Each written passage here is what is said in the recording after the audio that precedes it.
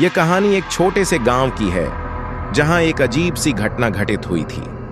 गांव का नाम था भानपुर, जो शहर से दूर एक घने जंगल के किनारे स्थित था। यहां के लोग साधारण से थे, लेकिन एक अजीब सी चीज ने उन्हें रातों रात डरा दिया। यह कहानी उस गांव की एक सदी पुरानी रहस्य को उजागर करती है। गांव में एक पुराना किला था जो सालों से वीरान पड़ा हुआ था। यह किला कभी एक राजा का था, लेकिन वर्षों पहले वह किले के भीतर ही एक खौफनाक हादसे का शिकार हो गया था।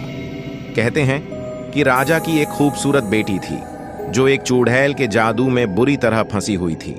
उसकी शादी उसी चुड़ैल से होनी थी, लेकिन जब राजा ने विरोध किया तो वह चुड़ैल उस पूरी शाही परिवार को नष्ट कर देती है और किले में बुरी शक्तियों का वास हो जाता है। किला अब खंडहर में तब्दील हो चुका था और गांव वाले वहां जाने से भी डरते थे। लेकिन एक दिन गांव में एक अनोखी घटना घटित हुई। रवि और उसकी दोस्तों का एक छोटा सा ग्रुप था जो साहसिक कार्यों के लिए प्रसिद्ध था।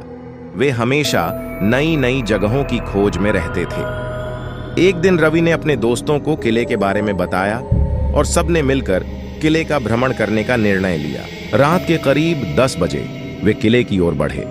घना अंधेरा था और हवा में एक अजीब सी ठंडक थी। जैसे ही वे किले के अंदर पहुंचे, अचानक हवा के झोंके में एक अजीब सी आवाज आई, जैसे कोई गहरी सांस ले रहा हो। सब घबराए, लेकिन रवि ने कहा, डरो मत, ये बस हवाओं का शोर है। अचानक किले की दीवारों पर एक अजीब सी हलचल हुई। किले के अंदर जाने पर एक गहरी गंध आई, जैसे पुराने खून और मिट्टी की मिलावट हो। एक रहस्यमयी सन्नाटा था। सब डरते डरते अंदर पहुंचे। तभी एक खिड़की से कुछ चमकते हुए आंखों की जोड़ी सामने आई। सब चौंक गए। रवि ने पूछा, क्या तुम लोग देख रहे हो? तभी एक चीख आई और सबकी नजरें चौंकते हुए उस आवाज की ओर घूम गई। सामने एक महिला खड़ी थी जो सफेद साड़ी पहने हुए थी। उसकी आंखें घबराई हुई थीं, जैसे वह किसी को पुकार रही हो। अगली रात वही महिला फिर से दिखी, लेकिन इस बार उसकी शक्ल और बदली हुई थी। उसके चेहरे पर घने काले बाल थे और उसकी आंखें लाल हो गई थीं। अब वह उन्हें कुछ कह रही थी, लेकिन आवाज नहीं आ रही थी।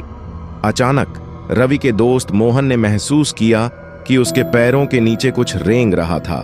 उसने चिल्लाकर अपने दोस्तों को बुलाया, कुछ है, नीचे देखो। जब सभी ने देखा तो किले की फर्श से एक काला धुआं उभरता हुआ दिखाई दिया, जो धीरे धीरे उनकी ओर बढ़ रहा था। वे सब डर के मारे दौड़े, लेकिन किले के हर रास्ते में अजीब सी दीवारें उभर आईं, जैसे कोई ताकत उन्हें अंदर ही अंदर बंद कर रही हो। यह एक जाल था और सभी अब उसी जाल में फंस चुके थे। तभी किले के एक पुराने कमरे से एक भयानक हंसी गूंजने लगी, हंसी जो कलेजे को कंपा देती थी।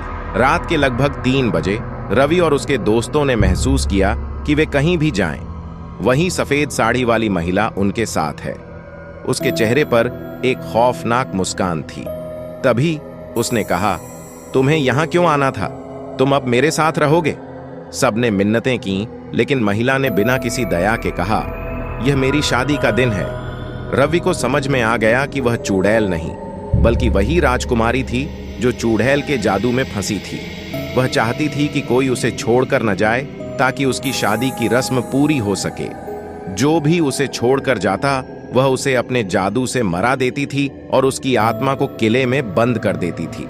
रवि ने कुछ सोचा और फिर एक साहसिक कदम उठाया। उसने पास ही पड़ी एक पुरानी किताब से जादू का एक मंत्र पढ़ना शुरू किया। उसकी आवाज सुनते ही किले की दीवारें कांपने लगीं और अचानक एक जोर की आवाज हुई। महिला की आंखों में घबराहट और दर्द साफ दिखने लगा। वह चीखती हुई घबराई और हवा में उड़ने लगी। उसके बाद किले का माहौल धीरे धीरे शांत हो गया। रवि और उसके दोस्तों ने भागकर किले से बाहर निकलने का रास्ता पाया और जैसे ही वे किले के बाहर आए, सबका दिल धड़क रहा था। उन्होंने देखा कि किला अब बिल्कुल सामान्य लग रहा था, लेकिन वे जानते थे कि वहां कुछ अजीब था। अंत में रवि और उसके दोस्तों ने किले को फिर कभी नहीं देखा और गांव वालों को भी चेतावनी दी कि वे कभी उस किले के पास न जाएं, क्योंकि अब वहां कोई एक चुड़ैल नहीं, बल्कि उसकी शादी के इंतजार में भटकती हुई आत्माएं थीं। अगर आपको ये वीडियो थोड़ी भी अच्छा लगा हो तो वीडियो को लाइक करके चैनल को सब्सक्राइब कर ले ताकि मैं और भी अच्छे वीडियो बनाऊं। धन्यवाद।